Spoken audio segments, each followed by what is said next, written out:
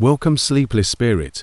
I'm your storyteller tonight, here to guide you gently into the shadows of slumber, where dreams take over and worries fade away. Before we begin, don't forget to like this video and subscribe for more bedtime tales, whispered just for you. Let me know in the comments, where in the world are you watching from, and what time is it as you listen tonight? And if there's a story you've been longing to hear, something spooky, something comforting, tell me. I'm always listening. Now, tuck yourself in. Let the darkness wrap around you like a warm blanket. It's time to let go and drift into the story. Every year, more than 3 million hikers traverse 2,000-meter sections of the Appalachian Trail through the oldest mountains in America. The majority of them return home with tales of personal triumph and breathtaking views, but strewn among these tales of adventure are unfathomable accounts, whispered conversations about things that shouldn't exist, emergency calls from dead zones where cell towers can't reach, and photos that capture. In 2019, an experienced hiker named Marcus Chen vanished for 18 hours near Blood Mountain in Georgia. When search and rescue arrived, he was sitting peacefully by the trail, claiming he had never left it. However, his GPS tracker revealed that he had traveled 47 miles in a perfect circle through the terrain. The most unsettling aspect is that Marcus claims he only walked for 20 minutes before resting. His water bottles were still full. His boots didn't show any signs of the rocky terrain he allegedly crossed, and his camera captured images of landscapes that park rangers with decades of experience couldn't recognize. This is not an isolated incident in these mountains. From Maine to Georgia, the Appalachian Trail has secrets that have endured for centuries. Cherokee tribes, who believed that some peaks were forbidden, early settlers, who described seeing pale figures moving through the woods, and contemporary hikers, whose technology records their thoughts, have all witnessed these events. Refused to believe, some refer to them as myths, while others write them off as fantasy. However, the evidence is growing, the trends are evident, and the truth may be more horrifying than anyone wants to acknowledge. What if the wilderness isn't as deserted as we think, and something ancient is still using these paths, and we are the ones intruding on their territory? I'm going to present 12 documented cases that might hit the subscribe button if you're prepared to face the truth, because after hearing these accounts, you'll question everything you believed you knew about America's most well-known hiking route. Welcome to Verified Fears, where we explore the stories that refuse to stay buried. For more than 2 centuries, hikers along the Appalachian Trail have reported hearing a woman's voice drifting through the trees. The Cherokee called her Askaya Giguk, the whistling spirit who sang lost souls into the darkness. Now, the trail is calling, but something else is calling back. Sarah Mitchell believed that this legend was particularly unsettling because it is consistent across generations, and because modern technology has finally captured what our ancestors could only describe in whispered warnings around dying campfires. It is beautiful, haunting, and always leads them away from safety. Knew these mountains. She had led hundreds of hikers through the wilderness areas of North Carolina and Tennessee as a seasoned trail guide with over 15 years of experience. On October 13, 2019, she was on a solitary scouting trip along a remote section, Dingman's Dome, when she first heard the melody. It began as a faint humming so subtle that she initially thought it's for the wind blowing through the trees, but wind doesn't carry perfect pitch, and it doesn't make lullabies that seem to recognize your name. As darkness came, the voice became more powerful, changing from a wordless buzzing to a crystal-clear soprano that appeared to come from everywhere. Sarah said it was the most beautiful sound she had ever heard, like a mother singing her child to sleep, but it was also tinged with an ancient sadness that made her chest tighten with an inexplicable grief. She was pulled off the designated trail and followed narrow deer paths that appeared just when she needed them, winding deeper into parts of the forest that she had never seen in the decades she had spent exploring these mountains. What happened? Next is beyond her comprehension. Reasonable explanation. Sarah's GPS unit, which had been working flawlessly all day, started displaying a blank void where she was. Her compass whirled around before settling on magnetic north, then slowly rotated to point toward the singing. Most disturbing of all, her satellite emergency beacon, which is meant to function anywhere on Earth, was unable to receive a signal even though the sky was clear above the forest canopy. Following a voice that became more insistent by the minute, she was effectively cut off from the outside world.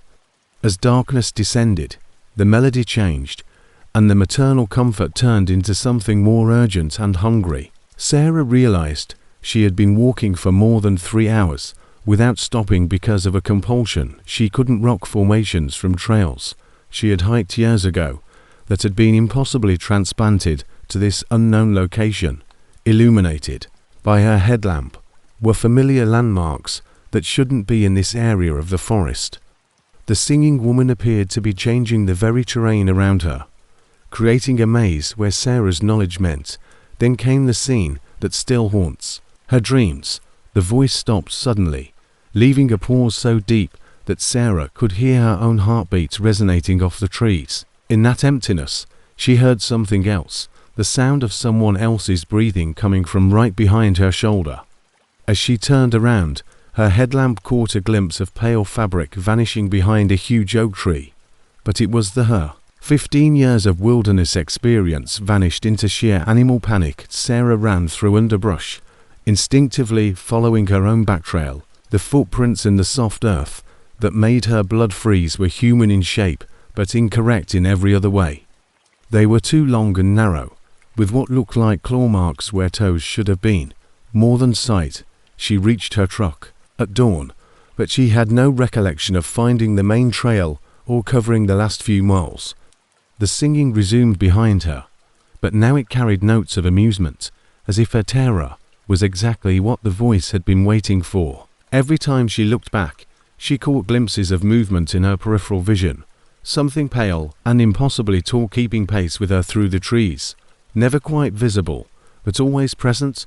Most unsettling of all, her hiking boots were torn. Her clothes were torn by thorns that had not left any marks on her skin. And her camera had 47 pictures that she didn't remember taking. These pictures showed her face lit by the camera flash, but reflected in places that shouldn't have been there. In the middle of the forest, dozens of antique mirrors hung from tree branches, each one capturing her terrified expression from a slightly different angle. From a different perspective, the story could have been written off as altitude sickness or hallucinations brought on by exhaustion. But Sarah's phone's voice memo feature, which she had used to record her route as part of a regular safety precaution, captured everything, including her initial remarks about the trail's conditions, and the first faint sounds of Sarah's hands began to shake as she listened to enigmatic singing. And for the last 3 hours of the recording, two voices could be heard as she answered questions and comments from her invisible companion. However, there was no second person on that trail, and the recording showed Sarah having in-depth conversations with the whistling woman about her early memories. The most terrifying thing of all was that the voice on the recording wasn't just any woman's voice. It was Sarah's own mother's voice. Sarah's mother had passed away when she was 7 years old. Park rangers used her GPS coordinates to locate the place Sarah described, but the landscape didn't match her description. There were no mirrors or signs of the deer path she had followed, and there was no explanation for the pictures. On her camera, however, they discovered dozens of footprints in a perfect circle around a huge oak tree, which matched the odd, long impressions Sarah had described. The prints looked like he had just been pressed into dirt that hadn't had any rain in more than a week. Sarah never went back to her job as a guide. Instead, she moved to Sarah's story doesn't end with her departure, though, as in the 2 years since her encounter, 17 hikers have reported hearing similar singing in the same area, and 3 have been found miles from any marked trail, claiming that the Appalachian mountains felt crowded with things that remember us, the Cherokee elders, were not shocked when researchers shared these contemporary accounts. They nodded knowingly and reiterated the old warnings about Appalachia, the spirit that gathers the lost and lonely. According to tradition, park officials have since posted warnings about that area, claiming that the incidents are due to acoustic anomalies and natural wind patterns. Perhaps the most unsettling detail isn't found in Cherokee legend or recent incident reports, but rather in the pattern that emerged from decades of disappearances. She was once human, a woman who died more than 3 centuries ago while searching for her children in these mountains. Her love turned to hunger, and her maternal instinct twisted into something that feeds on the wandering souls who venture too far from the safety of marked paths. Trail cameras placed at known encounter sites have recorded footage of the creatures getting ready for human arrival, clearing sight lines, positioning themselves for optimal observation, and even manipulating the environment. Analysis of encounter locations along the Appalachian Trail shows that the pale crawlers consistently appear near established campsites hours before hikers arrive, suggesting they can anticipate human behavior with uncanny accuracy. Environment to direct hikers to particular areas. The psychological effects on witnesses are severe and constant. Every individual who has had prolonged contact with the pale crawlers describes the same recurrent nightmare of being chased through endless underground tunnels by something that moves at unnatural speed. While perfectly, the pattern emerging from missing persons cases in areas where the pale crawlers have been sighted is perhaps the most frightening. Unlike typical wilderness disappearances, these cases share common characteristics that suggest predation other than accidental disappearance. Several witnesses have sought psychological counseling, claiming they can no longer sleep in darkness without feeling watched by invisible eyes. Search and rescue efforts in these areas have been complicated by the discovery of intricate tunnel systems that don't appear on any geological maps. The hikers who went missing were all seasoned outdoor enthusiasts who disappeared from well-traveled paths during the day. Their abandoned equipment demonstrates evidence of careful examination, with items arranged in the same methodical patterns seen at creature encounter sites. The most unsettling features of the tunnels are the smooth stone surfaces worn by repeated contact chambers big enough to hold human-sized objects and scratch marks that imply territorial marking. The tunnels are too small for typical human navigation, but ideal for animals that move on all fours. Their presence along the Appalachian Trail isn't random. Rather, it's strategic positioning that allows them to observe and possibly interact with the thousands of hikers who traverse these mountains each year. Pale crawlers are far more dangerous than a simple cryptic sighting. They exhibit intelligence, coordination, and an apparent fascination with human behavior that suggests predatory study rather than mere curiosity. As they continue their patient study of our species, every hiker who enters their territory becomes an unintentional researcher. What is truly frightening is not their appearance or even their behavior, but the mounting evidence that they are becoming more sophisticated in their understanding of human patterns and vulnerabilities with each encounter. The question is not whether they exist, but rather what they are preparing for. The pale crawlers continue to move through the darkness between marked trails, observing and learning with every season. They are a subject that adds to their growing understanding of human behavior and capabilities. They represent an intelligence that predates our understanding of these mountains, something that has been waiting in the shadows for us to delve deeply enough into their domain to become the subjects of their unending patient curiosity. 2. Of the pale crawlers are humanoid figures that move through the forest floor on all fours with an unnatural grace that defies human comprehension. They are found deep in the Virginia wilderness, where the Appalachian Trail winds through some of its most remote sections. Anatomy unlike the local legend creatures, these entities have been captured on trail cameras, observed by numerous hikers, and studied by researchers who are unwilling to share their findings publicly.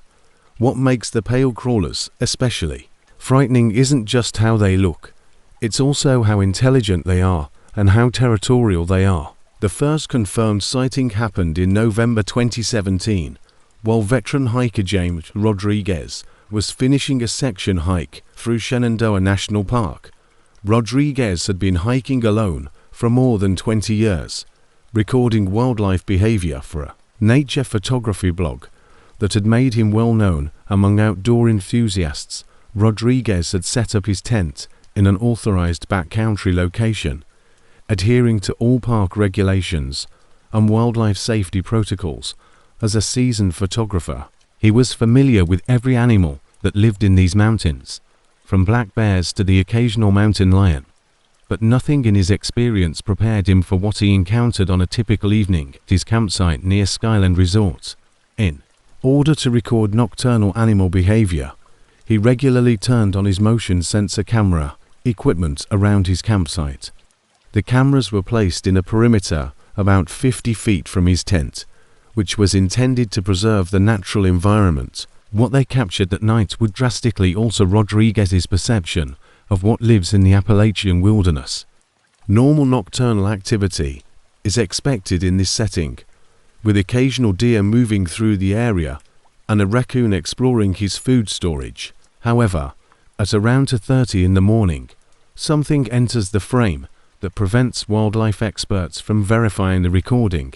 A pale, elongated figure moves across the camera's field of view, but its proportions are unsettlingly incorrect. Its limbs appear to long for its torso, which stretches and contracts as it moves through the underbrush in complete silence.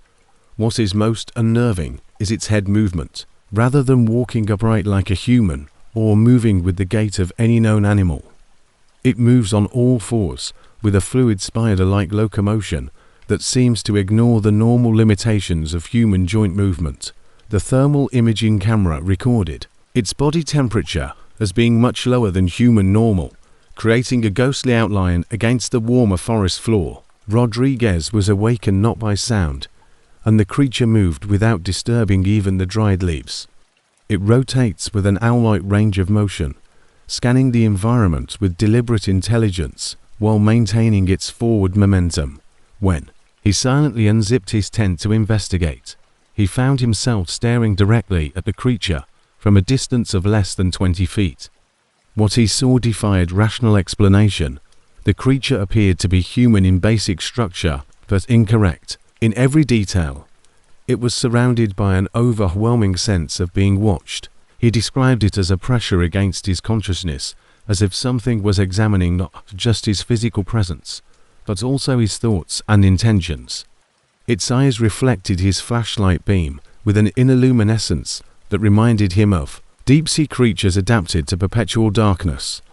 What was most unsettling was its face, which had recognizable human features arranged in proportions that suggested intelligence, but not humanity. It was so pale that it revealed dark veins beneath the surface, like a road map of corruption. Less than 30 seconds passed during the encounter, but to Rodriguez, those moments seemed to last forever. The creature looked at him with obvious curiosity, tilting its head in bird-like motions, as if it were attempting to comprehend this strange bipedal intruder in its territory. Then, seemingly without exerting any effort, it started to mimic his movements. When Rodriguez changed his weight, the creature changed. When he raised his hand to protect his eyes from Rodriguez realized with increasing horror that the creature was studying him, cataloguing his movements and responses with the methodical patience of a predator analyzing prey. When he eventually worked up the courage to slowly return to his tent, the creature remained in the same position as his own flashlight reflection, raising what might have been an arm in an identical gesture. After Rodriguez withdrew, the creature circled his campsite for the next 4 hours in progressively tightening spirals, always remaining just out of normal human vision. He remained motionless, watching him with that terrible intelligence until he zipped the entrance closed and huddled in his sleeping bag, afraid to move until dawn. Shitter trail camera footage showed the creature's behavior. Rodriguez broke camp at first light and hiked straight to the closest ranger station, where his report was filed and swiftly buried in bureaucratic red tape. What was most terrifying was the creature's apparent fascination with Rodriguez's scent trail.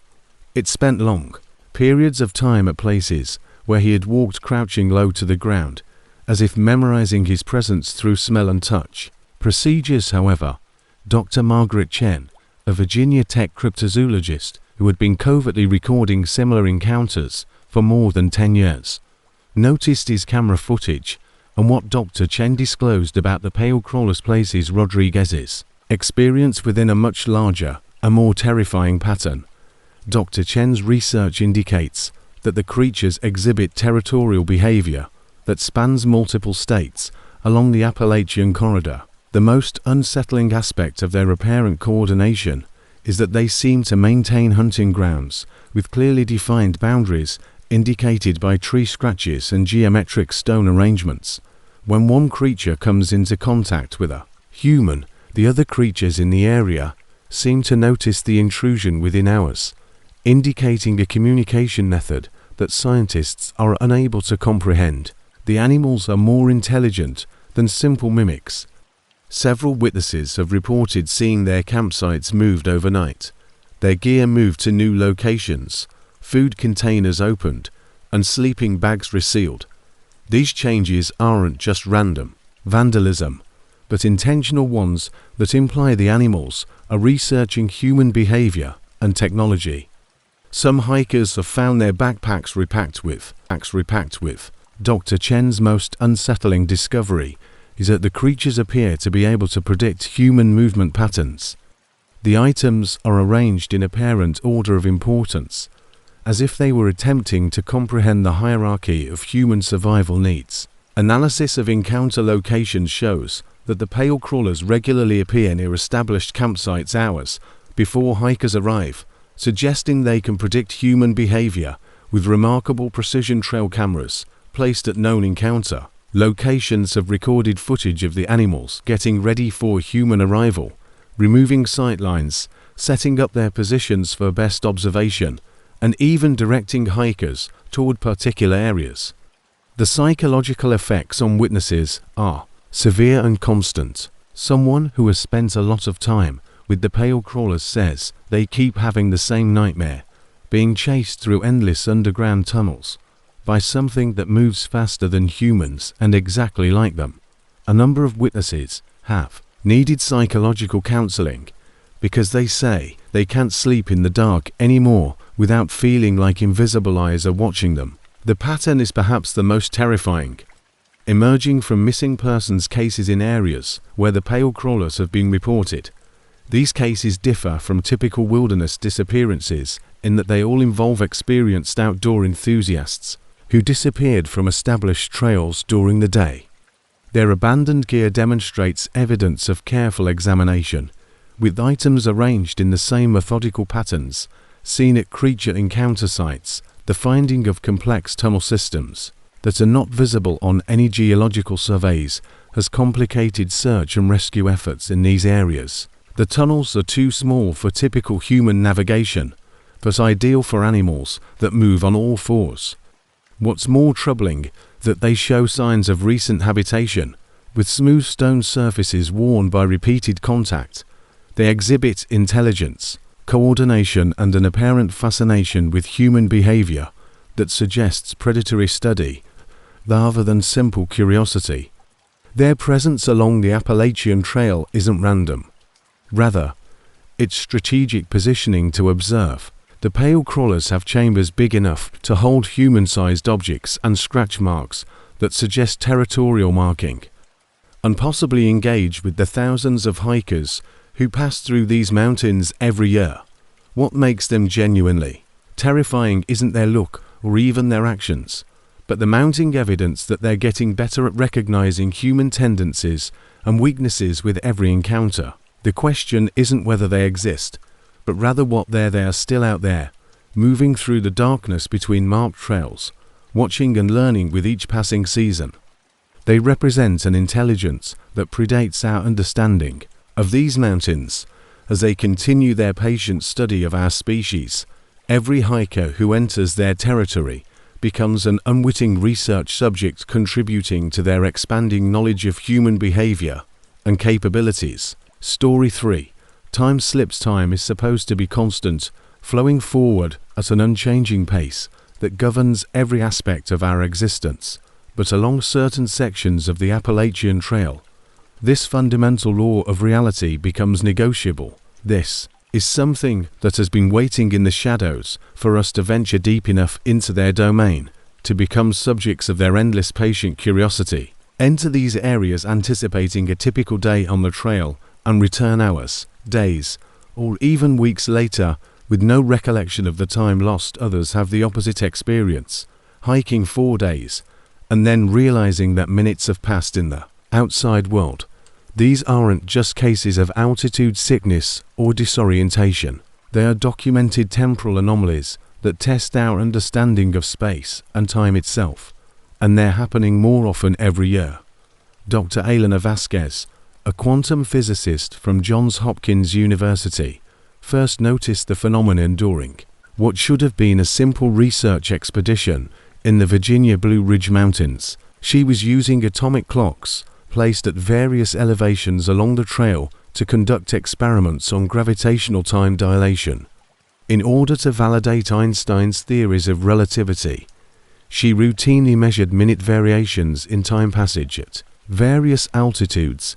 Instead, she found evidence that time itself is broken in specific locations along the Appalachian corridor. On September 15, 2018, Dr. Vasquez placed synchronized atomic clocks at 5 different points along. Her plan was to hike between the clock positions over the course of 3 days, recording their readings to document the expected time dilation effects of elevation changes. The trail was a 12-meter section close to Shenandoah National Park. These devices are ideal for detecting even the smallest temporal variations because they are accurate to within 1 second every 15 billion years. Anomaly occurred at mile marker 47, where a dense grove of old oak trees constructs a natural cathedral of interwoven branches. Based on her GPS watch, which was in sync with the atomic clock network, Dr. Vasquez arrived at this location at precisely 2:15 in the afternoon. She spent what seemed like 10 minutes surveying the area, taking environmental readings and photos, before moving on to the next measurement point. Her synchronized equipment displayed an inexplicable discrepancy when she reached mile marker 49. Based on all of her timepieces, including her GPS watch, smartphone, and backup chronometer, she had traveled the 2-meter distance between markers in 3 hours and 47 minutes. But Dr. Vasquez's own sense of time insisted that it had only taken 10 minutes. More upsettingly, her camera's timestamp feature captured pictures taken during those lost hours. She couldn't remember taking them, but they showed places she had never seen, even though she had hiked this trail section several times while preparing for her research. The pictures showed impossible landscapes, the same oak grove from dozens of different perspectives, but showing some pictures depicted the trees in full autumn foliage, while others showed them stripped of leaves, as though winter had only touched a few branches. The most unnerving were the pictures that seemed to show Dr. Vasquez herself, taken from angles that suggested someone else was holding her camera and recording her movements during those lost hours. Dr. Vasquez was determined to understand what had happened, went back to the same spot the next day with more monitoring gear. This time, she placed motion sensor cameras around Oak Grove and brought a digital voice recorder to record her experiences. The footage from her second visit revealed temporal distortion, which called into question the basic nature of reality. Dr. Vasquez, the cameras then recorded her presence in multiple locations, simultaneously walking different paths through the same area, sometimes moving in directions that contradicted her actual route. She entered the grove at 2:15 p.m., exactly as her timepieces indicated. The timestamp data showed her occupying the audio recording caught something even more unsettling. Dr. Vasquez's voice could be heard documenting her research as usual, but layered beneath her spoken observations was another track of her own voice, having entirely different conversations about events that occurred in the same space at different times, as if multiple versions of herself were exploring the grove during overlapping temporal windows. During this second visit, Dr. Vasquez experienced what she called temporal echoes, which were brief moments where she saw ghostly impressions of her previous day's activities superimposed. The most chilling part of the recording was when her voice could be heard answering questions from someone else, but only her side of the conversation was audible. This was in reference to equipment she hadn't brought on this expedition. The effect was nauseating and disorienting, as if time itself was developing double vision. She observed herself from the day before, looking at the same tree she was currently studying. Both versions existed simultaneously in the same space, but separated by the thin membrane of 24 hours. Atomic clocks placed throughout the research area recorded the 3 devices placed within the temporal anomaly zone displayed readings that deviated greatly from the baseline, but the clocks at the start and finish of the trail section remained perfectly synchronized. Most notably, the clock at the center of the oak grove ran backward for 17 minutes during Dr. Vasquez's second visit. Other scientists who had been covertly examining similar phenomena along the Appalachian Trail took notice of Dr. Vasquez's research as she began recording negative time passage while she was there. Dr. Michael Chen, a neurologist from Duke University, had been recording instances of temporal displacement among hikers for more than 5 years. According to Dr. Chen's research, the temporal anomalies aren't random occurrences, but rather follow predictable patterns linked to geological and astronomical cycles. The incidents that occurred most frequently during this time span, which spanned from Georgia to Maine, were concentrated in areas where the trail passes through ancient geological formations that predate human civilization by millions of years. The most alarming finding is that the impacted areas are growing. 5 years ago, the affected areas were only a few hundred feet in diameter. Now, they cover entire trail sections spanning multiple lunar phases and concentrate in areas where the trail crosses fault lines, underground water systems, or locations with unusual magnetic properties. The human cost of these temporal anomalies goes beyond simple loss of time. Hikers who encounter significant temporal displacement report psychological effects that last for a long time after their trail experiences. They mention feeling, though they are not in linear time, having memories of unrealized events, and experiencing a condition that Dr. Chen refers to as standard procedures assume that missing hikers are somewhere in the physical search area. But temporal displacement means that victims might exist in the same location at a different time. Search teams have reported finding evidence of missing persons in temporal anomaly zones. Temporal vertigo, the inability to maintain a consistent sense of present moment awareness. Missing persons cases in temporal anomaly zones present unique challenges for search and rescue operations. The most horrifying case involved a family of 4 who entered a temporal anomaly zone near Mount Katahdin in Maine during the summer of 2020. These ghost traces hikers, fresh footprints, abandoned gear, even voices calling for help indicate that the missing persons may be trapped in temporal bubbles that exist parallel to our timeline, but are unable to reconnect with the present. Park rangers discovered their deserted campsite with signs of recent habitation, including warm ashes in the fire pit, food still cooking on portable stoves, and personal belongings arranged as though the family had just left for a short while. Security cameras at the trailhead captured them entering the area, but never leaving. But for 3 weeks after their disappearance, their voices could be heard calling for assistance from inside the forest location, but never approaching possible rescuers.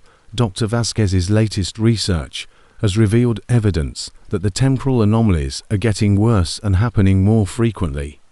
Her atomic clock network now detects temporal distortions happening every day instead of once a week, and the amount of time displacement is growing. What's most concerning is the finding that some parts of the trail are starting to. The implications of these findings go far beyond individual hiking experiences. If time itself is becoming unstable along the Appalachian Trail. It suggests that something fundamental about the reality is at play. She refers to these locations as temporal fragmentation, where multiple time streams exist simultaneously, creating pockets of reality where past, present, and future overlap in impossible ways. The nature of reality is shifting in these old mountains. The trail travels along routes that people have been using for thousands of years, passing through geological formations that have been there for millions of years. It's possible that our frequent visits to these places have started to erode the structure of space-time, causing rips that let different eras seep into our current reality. The increasing evidence that time flows differently in these mountains, flowing backward and forward like a river with hidden currents that can sweep the unwary into temporal waters they might never escape, makes slips truly terrifying. Every hiker who enters these areas runs the risk of becoming unstuck in time, trapped between moments that no longer connect to the linear progression. Story number 4. The shadow people. They move just beyond the edge of your vision, dark silhouettes that mirror your every step through the forest. At first, you dismiss them as tricks of light. The question is not whether you will experience a time slip on the Appalachian Trail, but rather whether you will be able to find your way back to the timeline you left behind. The shadow people of the Appalachian Trail are not optical illusions, or the product of tired imaginations. Rather, they are beings that hundreds of hikers have documented over the past 10 years, becoming bolder and more numerous with each passing season. They filter through dense canopy, and the shadows cast by swaying branches give the impression of movement where none should be. Rebecca Torres discovered the shadow people during what was supposed to be a therapeutic solo hike for her divorce. As a trauma counselor from Atlanta, she understood the healing power of wilderness solitude and had chosen a path that would allow them to continue their unrelenting observation of human activity along America's most famous hiking trail. This is what makes them truly terrifying, not what they do. She was looking for solitude to process her life changes, but instead she experienced the unnerving feeling of constant companionship from entities that maintained perfect parallel movement just beyond her ability to observe them directly. This was a remote section of the trail in North Georgia, specifically because of its reputation as a place of peace and reflection. The first sign appeared on her during a routine rest stop at Neal's Gap on the second day. Rebecca had set up a rock outcropping that offered sweeping views of the surrounding forest. She used the elevated vantage point to take pictures of the autumn foliage for her personal journal. As she looked through the photos on her camera's display screen, she noticed something that caused her to re-evaluate how she perceived the world. Each picture that captured the depths of the forest made her question her own perception of reality. Among the trees, dark vertical shapes emerged that were too tall and narrow to be natural shadows and too consistent in their placement to be random light patterns. When she looked directly at the same spots, she couldn't see these shapes, but the camera captured them with unsettling clarity. They looked like humanoid figures with incorrect proportions, elongated figures that seemed to stretch upward beyond normal human height, and Rebecca first wrote off the photographic irregularities as camera errors or digital artifacts. But as she hiked on, the pattern became unavoidable. They maintained a thinness that suggested they were more shadow than substance, and their positioning was particularly unsettling. It seemed as though they were watching her from several angles at once, forming a surveillance network that covered her entire rest area. The same dark figures were consistently positioned at the frame's edges and pointed in the direction of her in every picture she took. These figures showed up in pictures taken at different times of day, in different light conditions, and from different camera angles. Their consistency suggested intelligence rather than chance. These entities were purposefully positioning themselves to stay just out of direct view while maintaining constant visual contact with her movements. The psychological effect started slowly, and Rebecca found herself looking over her shoulder, all the time in response to movement that disappeared the moment she turned to look. The feeling of being watched got so bad that she began taking pictures, especially to record what her eyes couldn't see. By the third day, the entity's behavior had changed from passive observation to active interaction, and Rebecca found that the shadow people were responding to her movements with uncanny precision. When she stopped to rest, they stopped. Rebecca also discovered that the shadow people were not just watching her, they were coordinating their movements to maintain optimal surveillance angles as she moved along the trail. The most unsettling aspect of their behavior was their seeming ability to predict her choices. The camera showed them shifting positions before she consciously changed her course, as though they could read her intentions before she took action. Katiss's epiphany about their nature occurred when Rebecca unintentionally left her camera recording while taking a long lunch break. The recorded footage showed the dark figures shifting positions in coordinated patterns that followed no natural order, and the behavior revealed in the 47-minute video file changed her perception of these entities from mysterious phenomena to organized intelligence. The shadow people did not merely maintain static observation.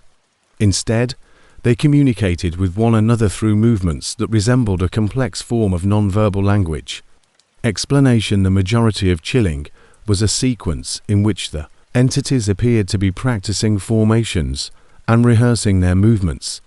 As one entity approached Rebecca's location, others shifted positions to maintain sightlines and coverage angles. They seemed to be exchanging information about her behavior, equipment, and physical capabilities through gestural communications that suggested sophisticated intelligence and planning. Coordinated actions for unidentified reasons. Rebecca's increasing paranoia was confirmed when she tried to stray from designated trail routes. Whenever she thought about going off the designated path to explore intriguing rock formations or locate private camping areas, the shadow people became much more active. The camera caught them acting urgently. Their actions indicated that they were actively controlling her journey in accordance with standards she couldn't comprehend, rather than merely watching it. The entity's influence went beyond visual stalking. Rebecca started having vivid dreams in which she wandered through endless forests. The most unsettling were the dreams in which she could hear the shadow people talking about her in whispered conversations that were just beyond her comprehension, discussing her progress and potential in terms that suggested she was being evaluated for unknown reasons. From the edge of her vision, the dreams felt more real than her waking experiences, full of sounds and sensations that persisted after she woke up. Dr. Patricia Williams, a paranormal researcher at Appalachian State University, has spent more than 8 years researching encounters with shadow people. According to her research, sightings of these entities are specific to the Appalachian Trail corridor, with the majority of sightings occurring in places where the trail crosses geological formations with high concentrations of quartz crystal. According to Dr. Williams' data, shadow people encounters follow predictable patterns that suggest organized behavior rather than random manifestations. The entities appear most frequently to lone hikers during daylight hours, supporting observation. Williams theorizes that these mineral deposits may create electromagnetic conditions that allow interdimensional entities to manifest in our reality as observable shadows. They exhibit obvious intelligence in their surveillance methods, utilizing natural terrain features to maintain concealment, while optimizing their observation angles of human targets at distances that keep them just beyond the normal human peripheral vision. The most unsettling finding of Dr. Williams' research is the relationship between missing persons cases and shadow people activity. Along hikers who report having had numerous encounters with shadow people much more likely to disappear within 72 hours of their first sighting, according to an analysis of disappearance patterns on the Appalachian Trail. These correlations are not coincidental. Rather, the data indicates that intense shadow surveillance may be a sign of targeted abduction or intervention. Initial encounters involve passive observation from fixed positions. As surveillance continues, the entities start coordinating their movements and reacting to human actions, and the final stage involves active interference with human navigation. Witnesses describe a consistent pattern of increasing behavior from shadow people. Follow certain routes, learning that alternate routes have become impassable or confusing, and encountering navigation equipment issues that push them toward preset destinations. Rebecca's experience reached this last phase on the 4th day when her GPS device started giving directions that weren't in line with her intended route. The device the activity of the shadow people reached a fever pitch during this time, with dozens of dark figures visible in every photograph she took, positioned in formations that suggested they were hurting her toward the mysterious valley location. Her compass spun wildly whenever she tried to confirm her direction using traditional navigation methods, and she was led toward a remote valley that wasn't marked on any official trail maps. The psychological pressure became unbearable. Even when Rebecca wasn't using the camera, dark shapes were constantly moving at the edges of her field of vision, giving her the impression that she was surrounded by entities that existed in the liminal space between perception and reality. Rebecca was unable to concentrate on anything other than the constant movement in her peripheral vision, which created a state of after a period of extreme caution that left her fatigued and confused. Rebecca finally managed to get away from the shadow people by hiking straight to the closest road, where she flagged down a passing car and asked to be evacuated right away. Her last photos taken as she arrived at the road revealed the shadow people gathered at the edge of the forest, with dozens of dark figures arranged in perfect formation. The shadow people are something far more sinister than mere wilderness spirits or interdimensional observers. Their organized behavior surveillance techniques and apparent ability to influence human navigation suggest they serve a specific purpose related to human activity along the Appalachian Trail. They watched her departure with what seemed to be disappointment rather than relief, gives them more information about human behavior, navigation patterns, and psychological reactions to extended observation. What's most frightening about them is the mounting evidence that they're getting ready for something bigger than one-off encounters. The rise in sightings, the development of their surveillance methods, and the association with cases of missing persons indicates that the shadow people aren't simply watching hikers. They're researching us with the methodical patience of beings that have a different understanding of time than we do.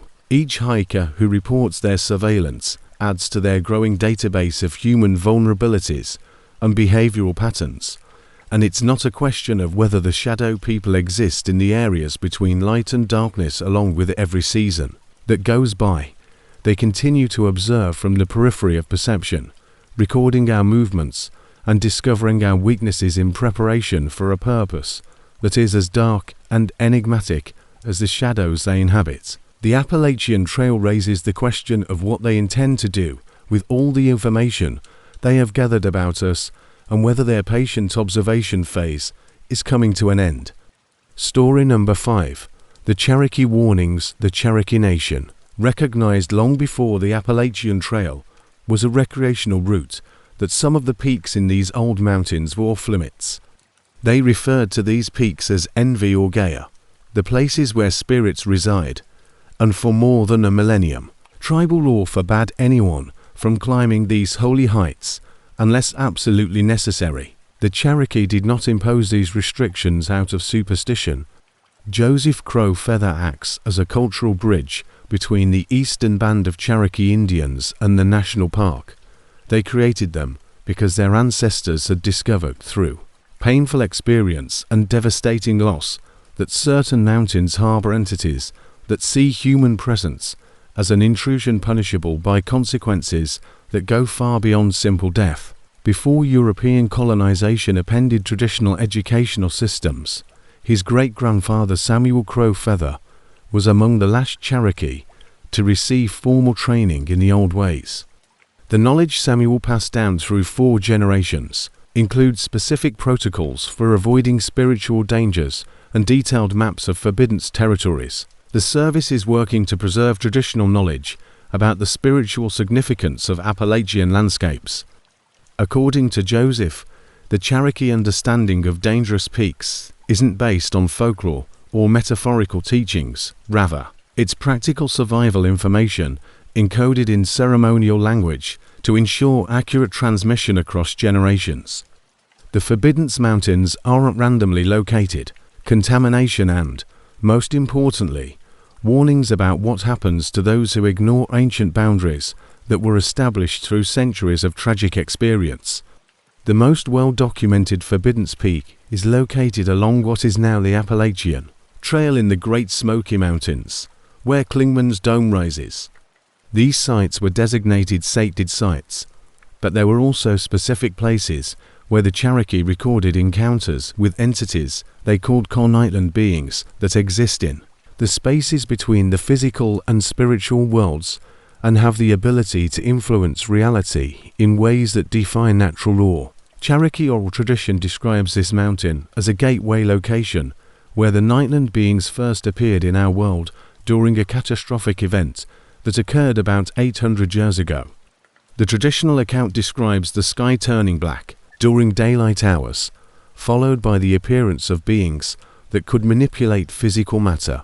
The mountain rises above the surrounding forest like a massive burial mound. Joseph's great-grandfather left thorough written records of the Clingman's Dome incident translated from Cherokee into English in the 1940s to preserve the knowledge for future generations. According to Samuel, a Cherokee hunting party of 12 people was trapped in maze-like terrain that appeared overnight due to his will alone.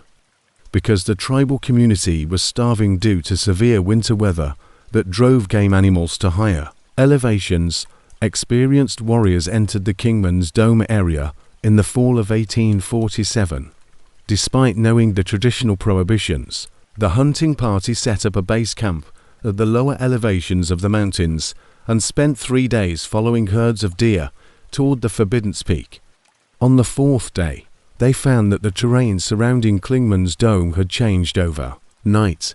Deep gorges that had not been there the night before had replaced familiar valleys, and rock formations they had used as navigational markers were discovered in various places arranged in geometric patterns that suggested intelligent manipulation of the natural geological processes. What was most unsettling was the finding that their somebody or something had not only noticed their marking system, but was also using it to create messages written in an unidentified symbolic language. The messages were composed using Cherokee trail markers arranged according to principles that no tribal member could understand. The Cherokee hunters carefully placed stones and carved symbols, which they used to navigate unfamiliar territory, had been rearranged into messages. In spite of the clear supernatural intervention, the hunting party's leader, a revered tracker named Sequoia Bell, decided to continue toward the peak. According to Samuel Crowfeather's written account, Bell thought the night beings were trying their resolve, and that if they showed courage in the face of spiritual difficulty, they would gain their respect and be allowed to hunt in the area. The hunting party came across what Samuel's account refers to as moving mountains rock formations that changed position when not directly observed, creating an ever-changing maze that made navigation difficult. This choice would turn out to be a fatal misunderstanding of the entity's true nature and intentions. What followed challenges the line between recorded history and supernatural horror. The hunters reported seeing their own Nightland creatures, who remained mostly invisible and manifested as environmental disturbances rather than direct physical presence. Impossible streams flowed uphill, depositing water in places that defied gravity. Overnight, trees grew in perfect geometric patterns, creating natural corridors that led the hunters deeper into areas where the normal laws of physics appeared to be suspended. The most horrifying finding was that these reflected selves were making decisions on their own, guiding them to places they had no intention of visiting. 3 members of the hunting party vanished during the second session. Reflections in standing water revealed them acting in ways they hadn't chosen, walking in paths they hadn't chosen, and speaking words they hadn't said. The most unsettling finding was the discovery of their footprints leading straight into solid, rock faces, as if the mountain had opened to receive them and then seamlessly sealed itself. The remaining hunters could hear their missing companions calling for help from within the mountain, but the voices seemed to come from nowhere. Their sleeping furs were discovered neatly arranged around a cold fire pit, showing no signs of struggle or departure. The hunting party discovered that all routes leading away from Klingman's dome had been changed or removed, indicating that the missing men were present in multiple places at the same time. Sequoia Bell decided to call off the hunt and withdraw to lower elevations, but the Nightland creatures weren't done with their intervention. Ridgelines that should have provided clear navigation routes vanished into fog that only existed in certain places, creating barriers that could not be crossed or avoided. The psychological warfare intensified when the hunters started running into doppelgangers, or duplicates of themselves, who claimed to be the actual hunting party. Trails led in circles back to their starting point. The surviving hunters only left Klingman's dome after Nabel carried out a customary Cherokee purification. The duplicate hunters claimed they were the original party, and that Bell's group were the false copies, causing them to have an identity crisis that destroyed their faith in their own reality. They arrived at their campsites with their equipment and their voices, but made decisions and statements that were inconsistent with their true intentions. In order to deal with spiritual contamination, his grandfather taught him a ceremony that involved burning certain plants and reciting protective chants that had been passed down through the generations specifically for encounters with Nightland beings. According to Samuel, the ceremony accepted the entity's authority over their domain while asking for safe passage, rather than trying to subvert their power. The 6 hunters who returned to the tribal community were permanently altered by their experience. They grew older over the next few months, acquiring deep wrinkles and white hair that made them look decades older than they actually were. What was more unsettling was that they all suffered from temporal displacement, starting discussions about future hunting trips and events that hadn't yet occurred. The 3 hunters who vanished on Klingman's dome were never located, but Cherokee oral tradition holds that they weren't killed by the Nightland creatures. Rather, they were assimilated into the mountain's spiritual ecosystem, becoming a part of the supernatural landscape that protects the Forbidden Peak. Traditional accounts describe sporadic Joseph Crow Feathers research as identified 17 peaks along the present Appalachian Trail that were deemed Forbidden territory by Cherokee traditional law. Current incident reports from these locations show striking correlations with the historical accounts of Nightland being attacked by these hunters, who were cited in the ensuing decades and served as warnings to other Cherokee who ventured too close to dangerous areas. Encounters the most unsettling is the pattern of missing persons cases in the prohibited peak areas, which differs from typical wilderness disappearances. Hikers in these areas report the same phenomena described in Cherokee oral tradition: landscape changes that occur overnight, navigation equipment failures, encounters with duplicate versions of themselves, and the feeling of being observed by entities that exist just outside of normal perception. Share traits with Cherokee descriptions of Nightland interventions. The missing hikers disappear without leaving behind typical signs of departure or struggle. Their abandoned gear is discovered in patterns suggesting intentional organization rather than haphazard abandonment, and search and rescue efforts in these areas are frequently hindered by equipment malfunctions and navigational challenges that are similar to the experiences detailed in according to traditional Cherokee accounts.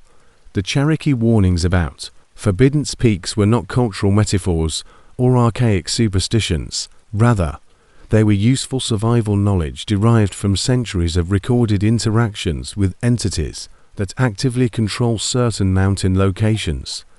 The traditional procedures for preventing spiritual contamination and the ceremonial knowledge necessary for safe passage, the Cherokee warnings, are genuinely terrifying not because of their age or mystical origins, but rather because of their ongoing relevance to contemporary experiences along the Appalachian Trail.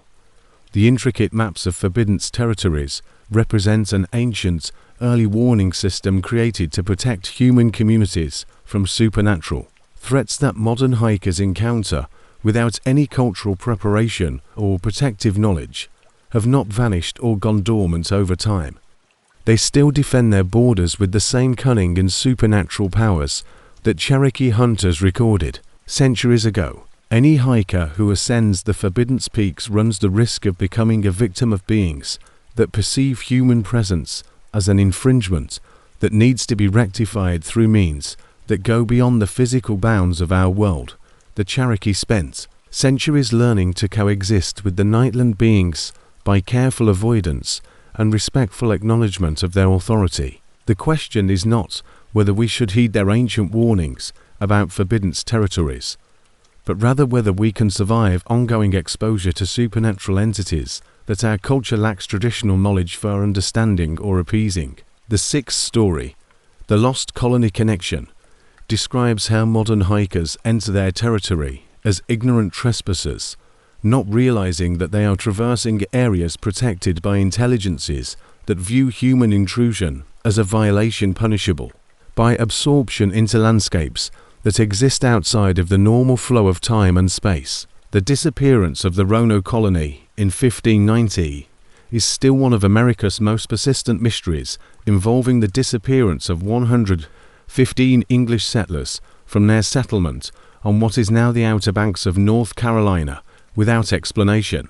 Conventional theories center on the colonists' integration with the local Native American tribes, starvation, or Spanish attacks, but new archaeological findings along the Appalachian Trail point to a much more unsettling possibility. Dr. Amanda Reeves, a historical archaeologist from the University of Virginia, discovered the connection while looking into mysterious stone structures discovered along isolated sections of the mountains. They didn't just vanish, they were lured in by the same supernatural forces that still claim hikers today, following ancient pathways that lead to places where the normal rules of existence break down completely. Of the Appalachian Trail in western North Carolina, these structures represent a distinct architectural style that blends English masonry techniques with symbolic elements that are unique to the archaeological record of early American civilization. They also do not correspond to any documented European settlements from the colonial period or any known Native American building techniques. Colonization. The groundbreaking discovery was made during a routine survey of a medieval-looking stone circle located about 40 meters inland from the original Roanoke settlement location. The construction was constructed between 1587 and 1592, precisely when the lost colony disappeared from historical records, according to carbon dating of organic materials embedded in the mortar. More importantly, carved into the stones were symbols that matched markings discovered at the defunct Roanoke site, including the mysterious word Croatan, which served as the only hint left by the colonists who vanished.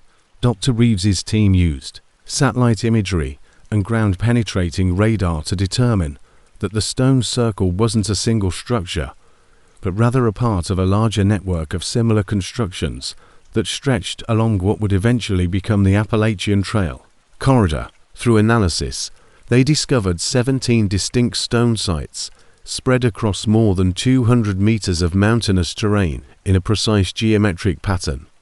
The placement's mathematical accuracy indicates sophisticated planning and coordination, which would have required months of construction work by a sizable labor force and in-depth knowledge of the local geography.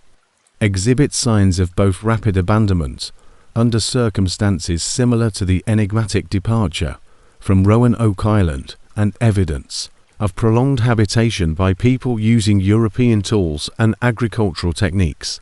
Personal belongings were left behind in perfect preservation, with tools placed as though their owners had just left for a short time and never returned, clothing kept in wooden chests, and dishes still set up on stone tables. The most complete surviving document is a diary attributed to Elelena Deer, the daughter of Roanoke Colony Governor John White and mother of Virginia Dare, the first English child born in the Americas. Elena's journal entries describe the colonists inland. The most unsettling are the journals and letters discovered sealed in waterproof containers, written in Elizabethan English and documenting experiences that defy rational explanation. Elena describes how the journey inland became more surreal as the colonists followed strange lights that appeared in the western mountains, calling to them with voices that seemed to come from the landscape itself, but spoke in perfect English. The lights promised safety, plenty of food, and protection from the harsh coastal environment that had claimed so many lives during their first years in the New World. Game trails led them through terrain that seemed to change and reconfigure when they weren't directly observing it, and they followed the enigmatic lights deeper into the Appalachian foothills. Overnight, familiar landmarks vanished, replaced by valleys and ridgelines that weren't shown on any maps, and they carried streams that flowed in directions that didn't match their compass readings. What was most unsettling was learning that the colonists reported encounters with beings they described as angels of the wilderness, tall, luminescent figures that appeared at twilight to guide them towards specific camping locations and water sources. These entities communicated without speaking, projecting thoughts and ideas, and they found footprints from previous days ahead of them on paths they hadn't yet traveled, as if time itself was folding back on their journey.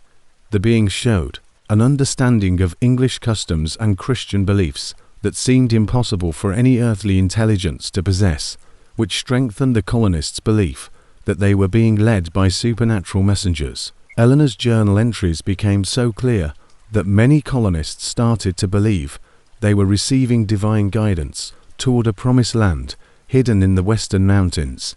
She writes of finding English gardens growing wild in forest clearings, with roses and herbs that could only have been planted by European hands, but showed signs of cultivation that predated their arrival by decades. The colonists found stone foundations of buildings that matched architectural styles, but her descriptions become increasingly fragmented as the inland journey continues, describing experiences that blur the line between spiritual revelation and psychological breakdown. The most unsettling entries detail the colonists' gradual realization that they were not alone in following the mysterious lights toward the mountain settlements. Eleanor writes of discovering campsites that showed evidence of recent English occupation, complete with plans they carried for structures they had never built, as if their intended settlement had been constructed by unknown hands and then abandoned for their eventual arrival.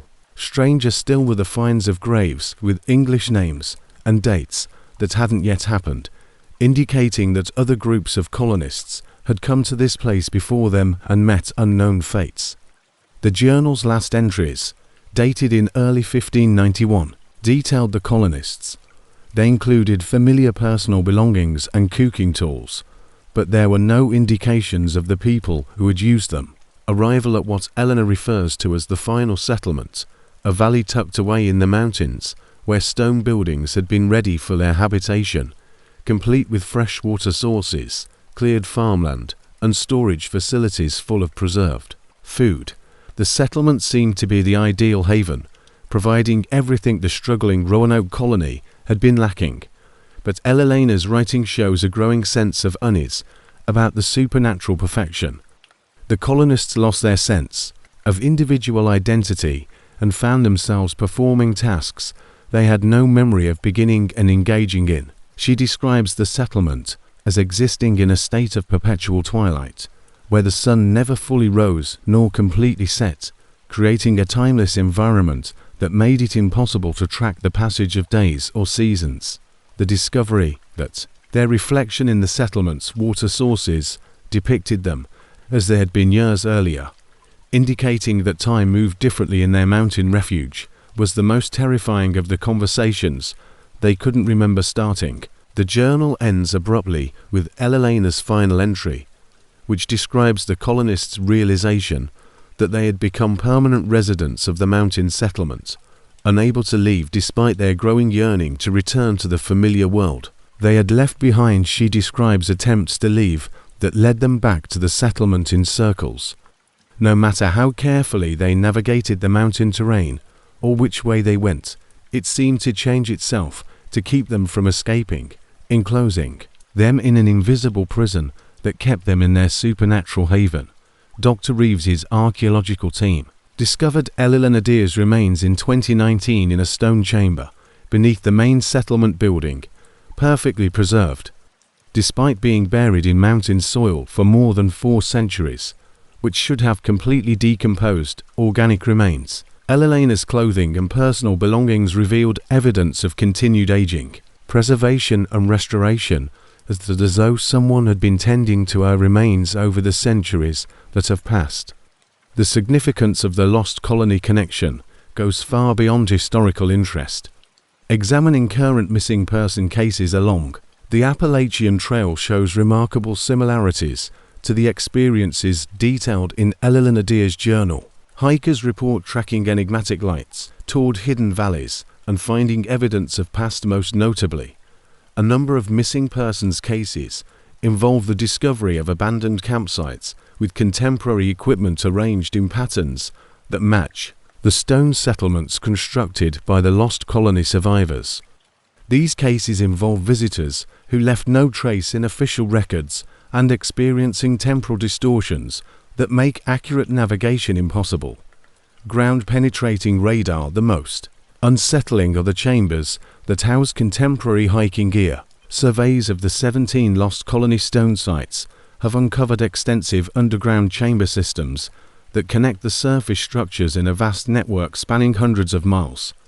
These subterranean passages contain evidence of ongoing occupation, including fresh air circulation, maintained pathways, and storage areas that show signs of recent use. The lost colony stone sites seem to be active collection points where the same supernatural forces that drew the Roanoke colonists inland continue to draw modern hikers toward hidden settlements that exist outside of normal time and space. Elila Nadir described these beings as angels of the wilderness, and they continue to guide lost travelers toward mountaintops. Camping equipment and personal belongings that match items reported missing in contemporary disappearance cases, the evidence that the same supernatural system still functions along the Appalachian Trail is what makes the lost colony connection so terrifying, not the historical mystery of what happened to the colonists who vanished.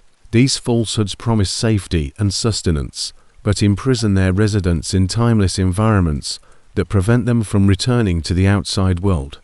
Each missing hiker joins a growing community of displaced people trapped in mountain settlements that exist parallel to our reality, but are permanently cut off from the world they left behind. Today, the enigmatic lights, guiding entities, hidden settlements, and temporal distortions that claim the Roanoke colonists represent an ongoing, supernatural infrastructure that has been gathering human populations for over 4 centuries. How many contemporary hikers have joined Elila Nadir and her fellow colonists in settlements that offer eternal refuge at the cost of eternal imprisonment? Are the supernatural forces that gathered the Roanoke colonists expanding their operations to other places? The question is not whether the lost colonies solve the mystery of their disappearance, accommodate the increasing number of visitors to these historic mountains seeking peace and spiritual rejuvenation. Story number 7. The underground network beneath the well-known paths and picturesque vistas of the Appalachian Mountains is an extensive system of caverns and tunnels that are not shown on any speleological map or geological survey. These are not naturally occurring limestone caverns. They are an artificial underground system that runs the entire length of the Appalachian Trail, connecting distant locations through passages that exhibit engineering capabilities far beyond anything recorded in the historical record of human habitation in these mountains. They are not abandoned mining operations from America's industrial past, nor are they carved by millennia of water erosion. Dr. Marcus Thompson. First, during the summer of 2020, Thompson, a professional cave mapper with more than 20 years of experience documenting underground systems throughout the eastern United States, found evidence of the network while conducting routine geological surveys for the National Park Service in Shenandoah National Park. Thompson had developed advanced methods for locating hidden caverns using ground-penetrating radar. Using seismic analysis and his equipment, he discovered something that contradicted everything he knew about Appalachian geology: a hollow space about 40 feet below the trail surface that extended in a perfect straight line for more than 3 miles through what should have been solid bedrock. The dimensions showed a tunnel big enough for people to pass through, despite the enormous undertaking that would have been necessary to create such a tunnel. Thompson obtained permission to conduct exploratory drilling in the hopes of discovering evidence of abandoned mining operations. However, the acoustic properties suggested artificial construction rather than natural formation. The most perplexing aspect of this was the total lack of historical documentation for excavation work in this area, or possibly unrecorded Civil War fortifications. But instead his core samples showed something that contradicted his understanding of the geological timeline in this area. The tunnel walls seemed to be lined with a substance that looked like concrete, but the mineral compositions didn't match any known construction methods. The results of carbon dating organic materials embedded in the lining predated European. The tunnels were built long before any known human engineering projects in the Appalachians were built, according to centuries of colonization. However, the breakthrough occurred when Thompson's drilling equipment entered the tunnel space and detected air circulation right away, indicating that the passage was part of a much larger ventilation system. When he lowered fiber optic cameras into the opening, the footage showed a construction marvel that shouldn't have been under the Appalachian wilderness. The tunnel stretched in both directions, beyond the reach of his lighting equipment, and had flawlessly smooth walls, a level floor, and architectural details that suggested careful planning and execution. What was most unsettling was the obvious signs of recent use, such as the clear pathways worn by frequent foot traffic on the tunnel floor and the walls that contained mounting brackets for lighting systems or torches that had been maintained. In the last few decades, Thompson's cameras identified side passages that periodically split off from the main tunnel, forming a system of intersecting corridors that suggested a vast subterranean infrastructure concealed beneath the national park's ostensibly pristine wilderness. Uncovered artifacts that shouldn't have been there or at this time. Stone carvings on the walls showed symbols that looked like a combination of European architectural ornaments and Native American petroglyphs, but were arranged in patterns that suggested a blending of cultures that had never been seen before in this area. What was more disturbing were the tool marks on the tunnel walls, which showed evidence of cutting tools that left patterns that were unlike anything created by using remote sensing equipment. His team mapped an underground network that connected locations across multiple states, following the approximate path of the Appalachian Trail with remarkable precision. The tunnel system extended far beyond Thompson's initial discovery site and seemed to provide subterranean access to every major wilderness area along the trail corridor, creating a hidden revelation that the tunnel system wasn't abandoned. Turned Thompson's archaeological curiosity into real fear. Motion sensors installed at the first point of entry detected regular movement within the passages, following patterns that suggested organized activity other than random wildlife intrusion. The system could allow undetected movement across hundreds of miles of supposedly pristine wilderness. Temperature monitoring showed that the tunnels maintained a consistent climate that deviated from the natural underground temperature of the area. Alternatively, people who used the tunnels moved during specific time periods, mostly between midnight and dawn, and their movement patterns suggested familiarity with the underground geography that suggested long-term habitation. The most unsettling finding was the identification of air circulation patterns that showed the tunnel system connected to surface openings in remote locations that Thompson's team couldn't access or identify using traditional mapping techniques. The artificial atmosphere surrounding the bedrock suggested active environmental controls, suggesting that whatever forces had built the network continued to maintain its operational systems. The most horrifying proof of continuous occupation came from the tunnel system's acoustics. Sensitive recording devices picked up sounds that sounded like human speech, but the voices were in languages that linguists were unable to recognize or categorize. The conversations happened at regular intervals, indicating planned meetings or organized activities occurring far below the hiking trails that thousands of people traverse every year. Unaware of the secret society functioning beneath their feet, Thompson's team found evidence of tunnel entrances at 17 different points along the Appalachian Trail. These entrances were hidden beneath rock formations, hidden behind vegetation, or camouflaged using construction techniques that made them invisible to the untrained eye. Each entrance displayed evidence of frequent use. Thompson's investigations showed chamber systems that resembled underground cities with carved living spaces, storage areas, and what appeared to be ceremonial or meeting halls. The well-maintained access paths and concealment systems suggested advanced security measures intended to prevent discovery by surface travelers. The underground network seemed to serve multiple purposes beyond simple transportation. The most unsettling were the chambers that revealed evidence of surface surveillance operations, which included observation tools, communication devices, and documentation systems that seemed to be monitoring the area. These chambers included evidence of long-term habitation, such as stone-carved furniture, water collection and distribution systems, and waste disposal techniques that showed a sophisticated understanding of underground engineering principles. The surveillance evidence included detailed maps of the surface trail system with notations in unknown languages, photographic documentation of individual hikers, and historical artifacts indicating that whoever operated the underground system maintained active surveillance of hiking activity throughout the Appalachian corridor. The equipment was too advanced to be abandoned. The level of detail indicated that the underground operators had been methodically observing surface hiking activity for extended periods of time, gathering data that could be used to predict and possibly influence human behavior in the wilderness areas above their hidden domain.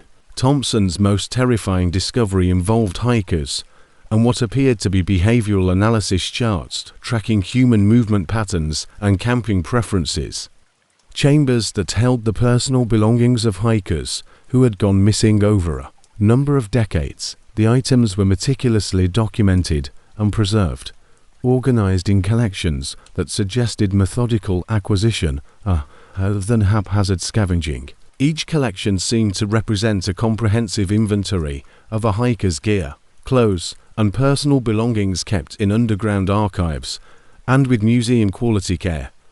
Documenting decades of missing hikers, detailed journals detailing their experiences during prolonged underground captivity were found in several chambers. The accounts detailed forced participation in underground communities, assignment to specific work duties within the tunnel system, and gradual disappearances along the Appalachian Trail. It appears that the underground operators had been gathering more than just equipment. These captive hikers' accounts demonstrated that the underground network was more than just a covert transit system. It was a parallel civilization that existed completely apart from surface society. They detailed organized communities with clear social hierarchies, specialized work assignments, and cultural practices that blended their gradual acceptance of underground life, as evidenced by later journal entries indicating a decreased interest in returning to the surface world they had left behind. Was the most unsettling aspect of the elements from various historical periods and geographical regions. The psychological conditioning described in the captive journals followed consistent patterns that suggested systematic indoctrination techniques. New arrivals were initially confined to isolated chambers, while experiencing what the underground operators called surface detoxification, a process that reportedly included controlled nutrition, sensory deprivation, and exposure to environmental factors that gradually changed their psychological attachment to surface life. As Thompson's research team investigated the underground network, they encountered increasing security challenges.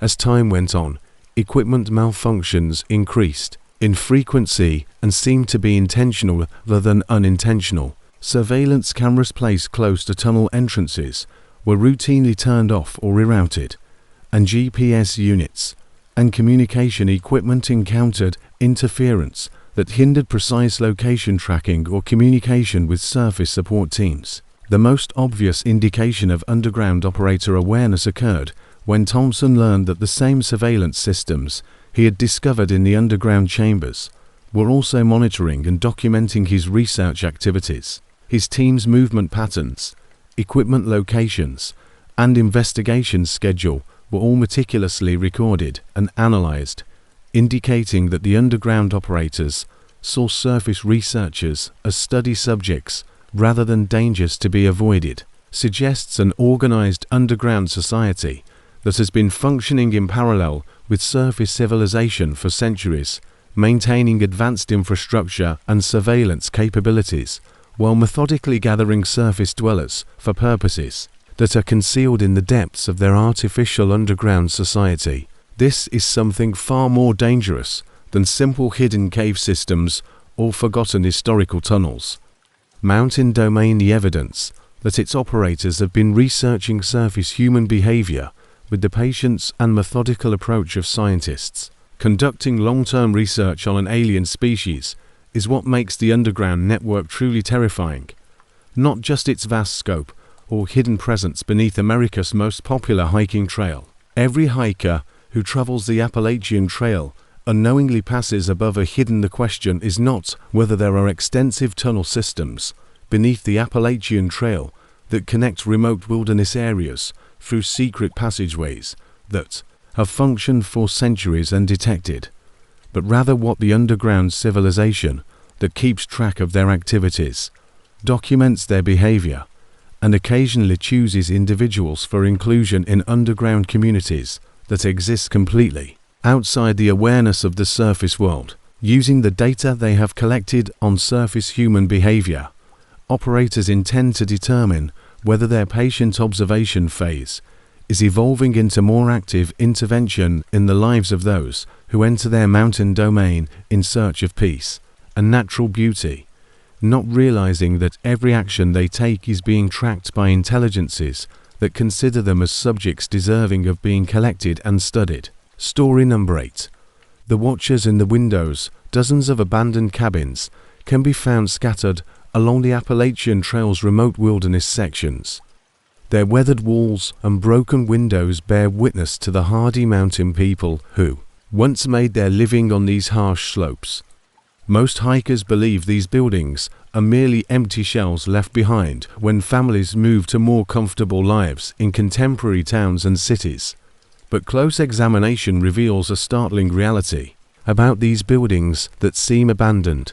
They are actually being maintained by someone or something, and that presence keeps an eye on them from darkened windows as contemporary hikers pass by without realizing they are being watched by entities that have claimed these abandoned homesteads as surveillance posts. Rachel Martinez found as a professional photographer specializing in abandoned architecture.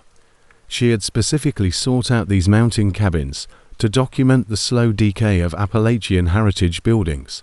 Her artistic eye was trained to notice subtle details that casual hikers would miss. Truth about the watching windows during a solo section hike through the remote wilderness areas of Western Virginia. In October 2021, the first cabin Rachel photographed was in a clearing about 2 miles off the main trail, accessible only through an overgrown logging road that required careful navigation to avoid getting lost in the dense mountain. There were also indications of maintenance, evidence of recent occupancy, and most importantly, the difference between buildings that appeared vacant and those that were actually empty. The building looked like a typical early 20th century mountain homestead with hand-hung log walls, a stone chimney, and windows that had lost their glass decades ago. When Rachel took her first photos, It appeared to be a typical example of rural abandonment, with the building gradually being reclaimed by the surrounding wilderness. However, when Rachel looked back at her photos, she realized that the dark window opening in a number of photos taken from various perspectives revealed subtle variations in shadow depth and texture that suggested movement within the building. During her visit, however, the most unsettling were a series of photos that seemed to capture a pale shape behind one of the windows, barely visible but consistently present. This was something she noticed that evening that caused her to re-evaluate her initial assessment of the cabin's vacancy. Across several photos taken over a 15-minute period, Rachel was intrigued by the prospect of capturing real paranormal activity. The next day, she returned to the same cabin with more camera gear and motion sensors, and her daylight inspection of the structure showed details that defied the impression of long-term abandonment. The wooden floors inside showed obvious paths used by frequent visitors. The most unsettling finding was that the cabin's interior had been meticulously cleaned and organized, with furniture arranged in functional living patterns rather than the random decay expected in truly abandoned structures. Foot traffic and the stone fireplace contained ashes that couldn't have been more than a few days old. Rachel's motion sensors detected activity within the cabin during the late afternoon hours, recording movement patterns that indicated that there was only one occupant and that they followed set routines. The sensors recorded regular activity in the main room, kitchen, and what looked to be a sleeping area in the loft of the cabin. The movement patterns were planned and deliberate to be ascribed to wildlife intrusion, suggesting that humans or a human-like presence was regularly occupying the ostensibly empty building in an attempt to gather evidence of whatever entity was maintaining the building. Rachel placed remote cameras inside the cabin overnight. The footage showed something that turned her artistic documentation project into a terrifying encounter with intelligence that defied logic. The cameras captured a figure moving through the cabin between midnight and dawn, but the entity, the most unnerving aspect of the recorded figure, was its apparent awareness of the recording apparatus. It constantly positioned itself at angles and seemed to alternate between visible and invisible states, sometimes manifesting as a distinct human silhouette and other times as nothing more than slight visual distortions caused by disturbances in air density. Rachel's examination of the overnight footage showed that the entity followed precise routines that suggested long-term habitation and territorial familiarity. It moved through the cabin, carrying out what seemed to be maintenance activities, adjusting the camera, but it also showed clear knowledge of camera placement and field of view limitations. The activities were intentional domestic behaviors that suggested the entity considered the cabin its active home aimed other than a temporary shelter, such as moving furniture, cleaning the fireplace, and arranging materials in storage according to systems that suggested permanent residence. What was most unsettling was the entity's reaction to Rachel's presence and investigation. The entity seemed to be researching her documentation techniques, learning about the capabilities of her equipment, and possibly modifying its behavior to evade detection in the future. Rachel extended her investigation to other abandoned cabins. The cameras showed it analyzing her equipment with evident intelligence, manipulating her motion sensors and photographic devices in ways that suggested technical understanding. She used her professional photography equipment and newly developed detection techniques to document evidence of similar occupancy in 17 different structures across a 50-mile section of the Appalachian Trail corridor. After learning that the phenomenon wasn't limited to a single building, each cabin displayed the same patterns of apparent abandonment that concealed ongoing habitation by entities. The entities occupying these mountain cabins showed coordination and communication that suggested organized activity rather than random, supernatural manifestations. Rachel's surveillance showed that the beings moved between different cabins according to schedules that indicated territorial assignments and shared information. This allowed them to maintain the buildings while avoiding Detection by casual observers. Responsibilities. While some entities seem to specialize in particular maintenance tasks, others seem to be more concerned with monitoring trail activity and human behavior in their designated areas. The surveillance function became evident when Rachel realized that the cabin entities were methodically tracking and documenting her own movements along the trail. She discovered evidence of observation posts placed close to erected campsites with sightlines that allowed for thorough monitoring of human activity across the wilderness corridor. The entities had set up a surveillance system that enabled them to monitor and examine each hiker that traversed their area of control. Rachel's most disturbing finding was that the entities appeared to be collecting and analyzing human artifacts, clothing, personal belongings, and camping gear belonging to hikers who had visited the area were arranged in displays in several cabins, suggesting a systematic analysis of human behavior and technology.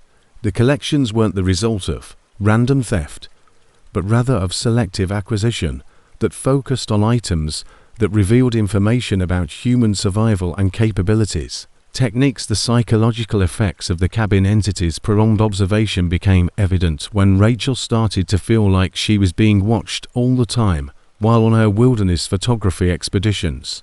She was unable to concentrate on her artistic endeavors because she was constantly distracted by the idea that intelligent eyes were watching her every move from the darkened windows of abandoned buildings. The feeling became more intense when Rachel's documentation efforts attracted unwanted attention from the entities she was studying, and her camera equipment started to experience systematic failures that seemed purposeful rather than accidental. She approached any cabin or homestead, causing anxiety responses that suggested her subconscious mind was detecting threat signals that her rational thoughts couldn't identify, while motion sensors and recording devices experienced interference that suggested active countermeasures against her surveillance attempts. Unintentional photographs of the interiors of the cabins frequently displayed overexposure or lens artifacts that made it difficult to clearly document the evidence. The entity's defensive responses intensified when Rachel tried to enter cabins where she had documented unmistakable proof of continuous habitation. She discovered that during her nighttime investigation attempts, doorways and windows that seemed easily accessible during daylight reconnaissance became inaccessible. The buildings appeared to seal themselves against intrusion, creating barriers that prevented access while maintaining the appearance of typical abandoned structures. The most horrifying of these was Rachel's. The entities seemed to be conducting counter-surveillance, examining her gear and behavior with the same meticulous attention she had been paying to their covert operations. It was discovered that the entities had started to visit her own campsite during overnight stays in the wilderness areas they controlled. Motion sensors surrounding her tent picked up approach patterns that matched the movement signatures she had recorded at the occupied cabins. When Rachel tried to take pictures of the inside of a particularly well-kept homestead that had a lot of signs of recent habitation, she noticed a presence observing her from inside the building.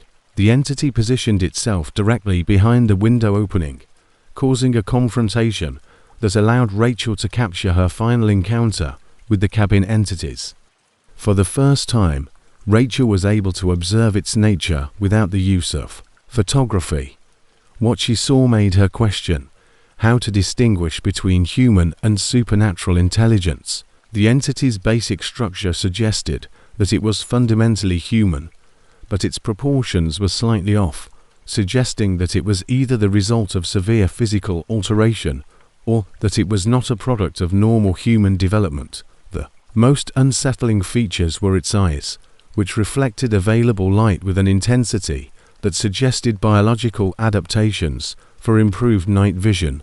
The entity's behavior during their direct encounter suggested intelligence and curiosity rather than hostility or territorial aggression. Its limbs appeared excessively long, and its joints moved with a degree of flexibility that exceeded the normal human range of motion.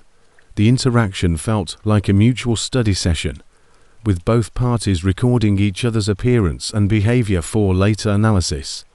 Rachel ended her investigation after this direct encounter, realizing that her documentation activities had crossed. Rachel was clearly interested, tilting its head and adjusting its position to maintain optimal observation angles as she moved around the cabin exterior.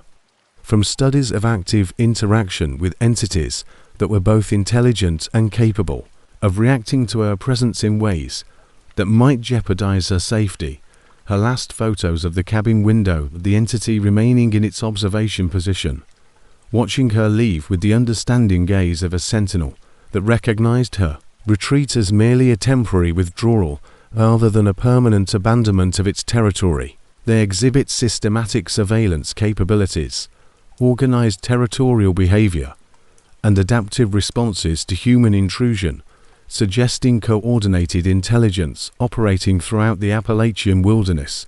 The watchers in the windows represent something far more complex than simple supernatural residents of abandoned buildings. Their presence in seemingly abandoned cabins creates a covert observation network that keeps an eye on and examines human activity along the most well-traveled hiking trail in America. What is most frightening about the watchers is not that they live in abandoned homesteads or monitor hiking activity, but rather that they have proven to be able to run well-organized operations while staying largely invisible to the thousands of people who visit their territory each year. They are a parallel intelligence that has made the area their permanent home.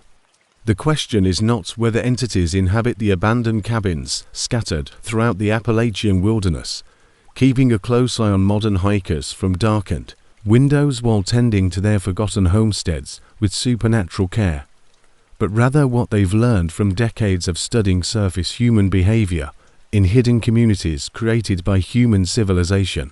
The ninth story concerns the disappearing trail markers.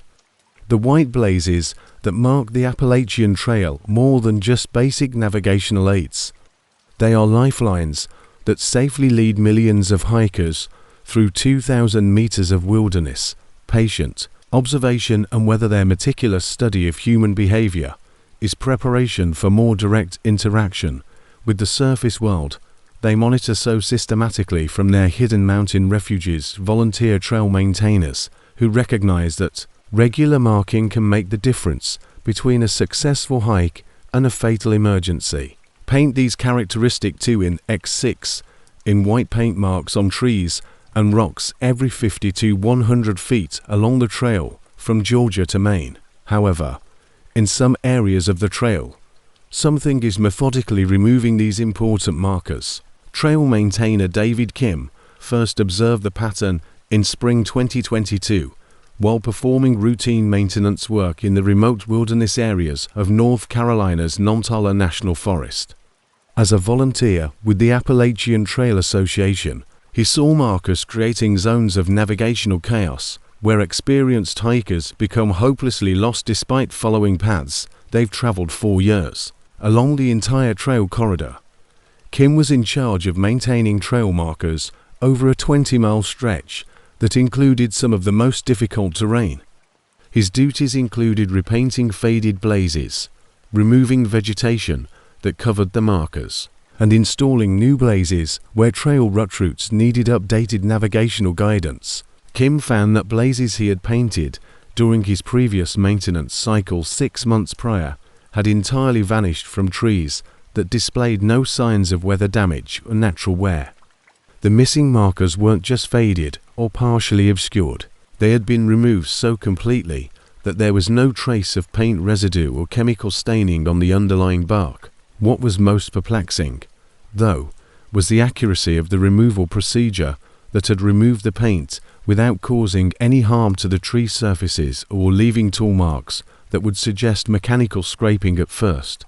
Kim blamed the missing fires on vandalism or unapproved trail modifications. However, his records showed something that turned routine maintenance issues into proof of systematic sabotage directed at the trails. The removal pattern focused on blazes placed at crucial decision points where hikers needed clear directional guidance, trail intersections, stream crossings, and areas where the main trail diverged from side paths or other paths. The missing blazes followed specific patterns that appeared to be intended to cause the greatest amount of confusion for hikers, while keeping enough markers to prevent immediate awareness of navigational compromise.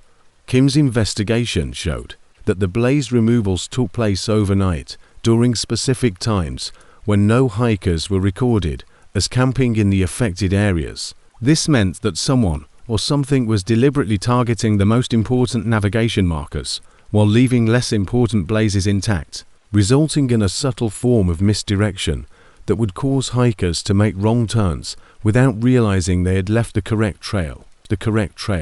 The most unsettling finding was that the removals followed intricate schedules that appeared to be coordinated across multiple trail sections spanning different national forests. These sensors, placed close to known disappearance sites, found no human activity during the hours when markers disappeared, indicating that whatever was putting out the blazes operated with stealth capabilities that exceeded normal human limitations. Kim's interviews with hikers who had lost their way in places where fires had been systematically extinguished revealed a pattern of gradual confusion that started with a lack of location awareness and progressed to a total breakdown in navigation. Hikers reported following what they thought was the main trail 4 hours before realizing they had been following unmarked paths that led. Deep reports from seasoned hikers who claimed to have seen white blazes that led them off the correct trail, only to learn later that there were no official markers in those areas, were particularly unsettling. These false blazes seemed to be painted with materials that matched the official trail marking specifications, but directed hikers toward remote areas where they became. Dr. Sarah Chen, a behavioral psychologist who had been researching the psychological effects of navigational uncertainty on wilderness travelers, became interested in Kim's research after she noticed that the phantom markers seemed to appear when hikers were most susceptible to being misled and vanished when rescue teams tried to confirm their locations. Dr. Chen's analysis showed the missing markers weren't dispersed at random, but rather were placed in a way that took advantage of known flaws in human spatial reasoning and decision-making under pressure. Dr. Chen's research indicates that the blaze removal pattern adhered to complex principles of cognitive manipulation, causing navigational confusion that set off particular psychological reactions in lost hikers. According to research, the deliberate clearing of trailblazes led to a type of environmental gaslighting that weakened hikers' trust in their spatial awareness and navigation skills. Lost hikers started to doubt their own recollections of trail conditions, their comprehension of maps and compasses, and their basic knowledge of wilderness navigation. This psychological instability made them more prone to making bad decisions and raised their possibility of getting seriously lost in places where rescue efforts encountered major difficulties. The trend of missing persons cases in the affected trail sections was linked to a rise in blaze disappearances. Analysis of search and rescue data showed that hikers vanished most frequently in places where marker removal had been reported in the last 30 days. The missing persons weren't just any victims, but seemed to be specifically. Kim's investigation took a troubling turn when he found evidence that the blaze removal process involved more than just removing paint. Trees that had lost their white markers displayed biological changes that suggested exposure to substances or processes that shouldn't have existed in the area. These individuals were targeted based on specific criteria related to their hiking experience, equipment capabilities, and solo travel status. The chemical analysis caught the attention of Dr. Michael Torres, a biochemist who specializes in environmental contamination studies. Bark analysis showed chemical changes that went beyond surface paint removal, suggesting that whatever was putting out the fires was also changing the underlying tree biology in ways that prevented future marker adhesion. When the afflicted trees were examined, organic compounds that didn't correspond with any known natural or industrial chemicals were found. These substances seemed to be made especially to neutralize paint adhesion while promoting quick bark surface healing. indicating biological processes or technology that were beyond the current capabilities of humans. What was most unsettling was Dr. Volunteer maintainers discovered that fresh paint applied to previously affected trees would fade or disappear within days, regardless of weather conditions or paint quality. Tourists discovered that the chemical compounds continued to affect trees 4 months after initial exposure, creating zones where new trailblazes could not be applied effectively. The affected areas were gradually growing, creating growing kims. Surveillance efforts to determine the cause of the fire removal failed to produce evidence that could be rationally explained. Motion-activated cameras placed close to vulnerable markers detected activity on portions of the trail where permanent marking was no longer possible, but the recorded footage revealed environmental disturbances rather than identifiable. The recorded footage showed that the blaze removal occurred in conjunction with other environmental anomalies that suggested supernatural intervention in forest ecosystems. During removal events, wildlife behavior changed dramatically. Trees seemed to spontaneously shed their paint marks, as if the blazes were being absorbed into the bark, dissolved by unknown natural processes. Park Service investigators discovered evidence that the blaze removal issue extended well beyond Kim's maintenance area, including nocturnal animals evacuating the area and doll species remaining dormant despite periods of normal activity.